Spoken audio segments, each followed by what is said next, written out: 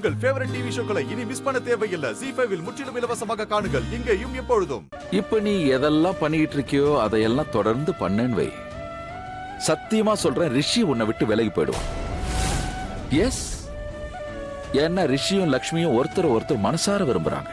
இரு நான் முழுசா சொல்லி முடிச்சிடுறேன். ரிஷியை காப்பாத்த லக்ஷ்மி தான் உயிரை கொடுக்க தயாரா இருக்கான்னா ரிஷியும் லக்ஷ்மியை காப்பாத்த தான் உயிரையே கொடுப்பான்.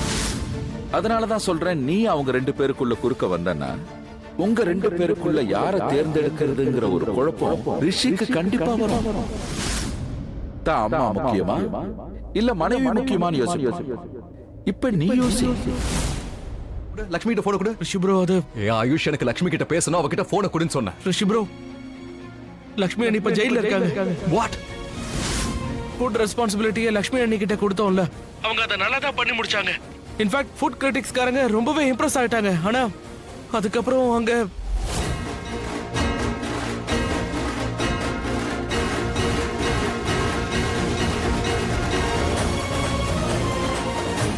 எனக்கு ஏன்னு தெரியல, ஆனா அங்கேயே எனக்கு ஏதோ ஃபீல் ஆச்சு. லக்ஷ்மி பிரச்சனைல இருக்கான்னு நான் அங்கேயே உணர ஆரம்பிச்சேன். அதனால என்னால கண்ட்ரோல் பண்ண முடியல. நான் உடனே லக்ஷ்மிக்காக கிளம்பிட்டேன். ரிஷி ப்ரோ, உங்களுக்கு தெரியாது, ஆனா உங்க மனசுக்கு தெரியும்.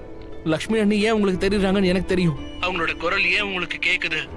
ஏன்னா 2 பேர் மனசார லவ் பண்ணா அவங்க எதிர்க்க இருக்க வேண்டிய அவசியம் இல்ல. அவங்க எவ்வளவு தூரம் இருந்தாலும் அவங்க குரல் அவங்களுக்கு கேட்டுரும்.